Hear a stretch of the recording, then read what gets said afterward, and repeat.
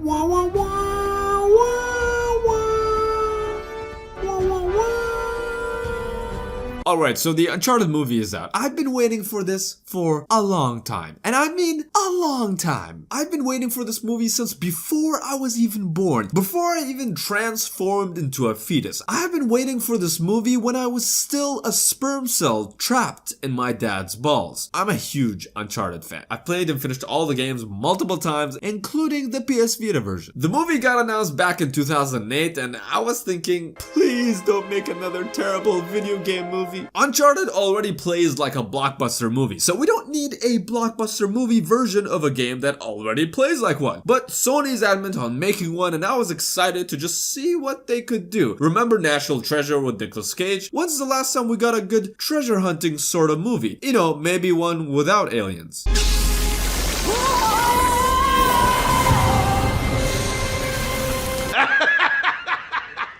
Then I heard Marky Mark is getting attached to it and that he was playing Sully. I like Mark Wahlberg. And I like seeing Mark Wahlberg in movies because Mark Wahlberg is really good at playing Mark Wahlberg. So I'm not sure about him playing as Sully. But after waiting 14 years since the movie got announced, the first trailer came out. And the trailer just got me worried more than anything. Anyway, before I talk about the movie, if you are new to this channel, make sure to hit that like button. It really helps my videos out. And make sure to subscribe and hit the bell notification icon for more content. What Uncharted is good at is the dynamic between the characters. I'm sorry, am I sensing some history here? Oh, Elena Fisher. Last year's model. That's cute. This is what makes the series stand out. Elena in Uncharted 2 introducing herself as last year's model to Chloe. Nathan Drake talking about his fear of clowns. These moments make these characters relatable, even though they are murdering hundreds of people. Double kill. Triple kill. Killing spree. And I thought if they can nail the character dynamics, this movie would be considered a success.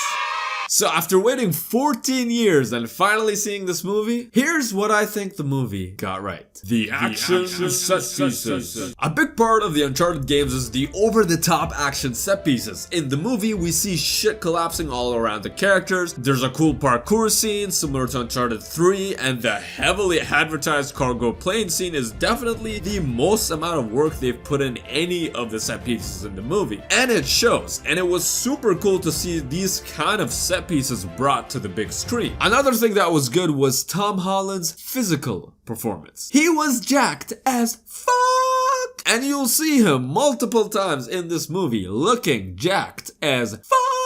You'll see him beating guys up, getting thrown around, getting his ass beat, flying through midair. These are all moments that we've seen Nate in the games experience, and they were able to recreate some of those moments. This is the type of stuff I was looking for from this movie. But now it's time for me to talk about some of the stuff that was not so great. If you haven't guessed yet, Tom Holland is Nathan Drake in this movie, and I was disappointed by Tom Holland's performance. What? It seems to me that even Tom Holland was disappointed by Tom Holland's performance. Tom Holland said that he was too focused on looking cool instead of playing the character, and I agree. The thing with Nate in the games is he's voiced by Nolan North, who's an incredible voice actor, and whenever Nate talks about history, he's always so passionate about it. He's very enthusiastic. You can tell he lives and breathes this stuff. I would almost say that Nate is like an encyclopedia of history, but he knows so much about history, he'll tell you why the encyclopedia is wrong. In the movie, Tom doesn't really sound like he's passionate about history. He just kind of sounds like he's regurgitating what he knows. He sounds more like the friend that tells you an interesting fact that they read online like 5 minutes ago. This is a huge problem I have when people that aren't massive fans of the series get to work on these franchises. They don't quite get what's important and what's not, and they focus on the wrong things. Tom focused on the physical performance of Nathan Drake, and he got that right. But if you're gonna play Nathan Drake, which is arguably the most popular PlayStation icon, you need to get the character right, and he didn't. Look, it's easy for me to sit here and just criticize, and if you love what Tom Holland did with Nathan Drake, that's totally cool. Just let me know in the comment sections below what you guys thought of Tom Holland's performance. But I've seen Tom be an incredible Peter Parker, and he was really good in Cherry, and I'm not even saying Tom is not the right person to play Nate. I think he is, I just don't think he brought his A game. But like I said, the character dynamic is the most important part of the series, and if they can nail the dynamic between the characters, then I'd consider this a success.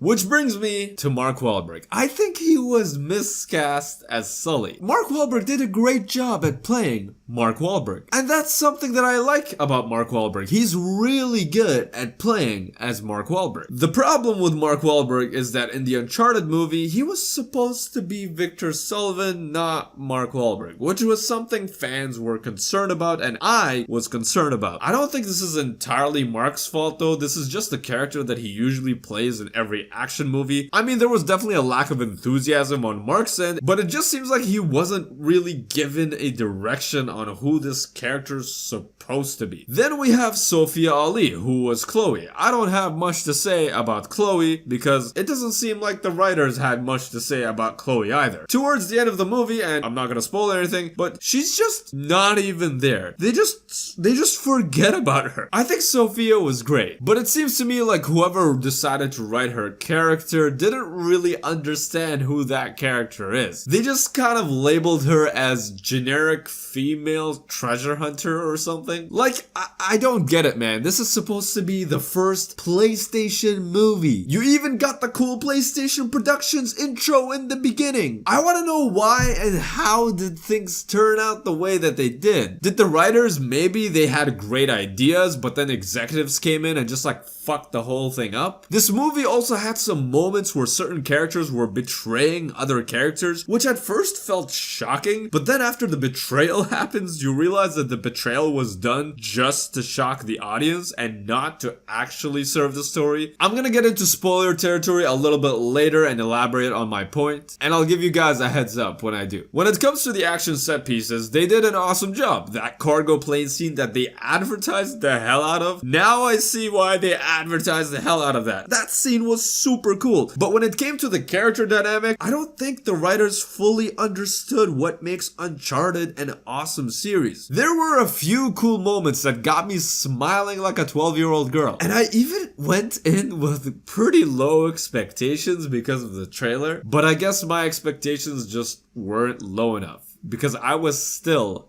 disappointed. Disappointed! Disappointed! Disappointed! Disappointed! Now I want to talk about some spoilery stuff, so if you haven't watched the movie yet, just pause the video, go ahead and watch it in your nearest theater, and then come back and finish the video. I want to talk about these betrayals that happen in the movie that are just there to pretty much shock the audience. There's a scene where Nathan Drake ends up saving Chloe, and after he saves her, she's basically like, "Oh my god, like thank you so much for saving me." And then Nate is like, "Don't worry girl, I got you." And then literally 5 minutes later, she betrays him. "Sorry, but I want all the treasure to myself." So Nate now knows he should have listened to Sully and that Chloe is not to be trusted. Then Chloe and Nate find out that they need each other, so they work together again, and Nate eventually figures out the coordinates of the treasure, but Chloe is sleeping when he figures that out. So Nate decides to write down the coordinates on a piece of paper, then goes to bed. Chloe, being the bitch that she is in this movie, decides to betray him again, and she's like, "I know you saved my life and stuff, but like, I want all the treasure to myself." But then it turns out that Nate knew that she was gonna do that, which makes sense because she's betrayed him once before. And then Nate goes and finds the treasure, and that's it. We don't see Chloe again. There is no payoff for this story arc that they've created. There's no payoff that he saved her life. And she betrays him twice. There is no Chloe decides to save Nathan Drake's life kind of moment, which would have redeemed Chloe. It seems to me like the writers just forgot about Chloe in the third act. I know that they want to do a sequel, but saying that they'll just address it in a sequel just doesn't make any sense. Chloe needed a scene that redeemed her, because right now she just looks like a horrible person, which is not at all what she's like in the games. And then we have Antonio Banderas. Antonio Banderas has a problem with his father giving away his family's riches. He tries to convince him to keep it within the family and that he has the right to his family's money, but his dad is like, no way, Jose, it's my money, bitch, and I want to give it all away. And you could see a mile away that Antonio Banderas was gonna kill his dad to get the money, and you know, that's all fine and dandy. But what you couldn't see is that his right-hand man, or should I say his right-hand woman, was gonna betray him because I guess she just wants more money, which doesn't actually work super well for the movie because Antonio Banderas is just like a much more interesting character than she is, and he had this whole thing with his dad, so he has some kind of motivation, but she's kind of just about the money, and I don't really know much about her character either, so there's not much investment from the audience with this character. I don't know, man, it just didn't work for me. And that's my problem with the movie. The formula for success is there. It's in the games. Although they had some cool action set pieces, they didn't nail the most important thing, which is the character dynamic. But you know what? I'm interested to know what you guys think of this movie. Were you guys as disappointed as I was, or did you actually enjoy the movie? Let me know in the comment sections below. And I know I'm being really critical of this movie, but I actually did enjoy some parts of it. It's just that overall, I did want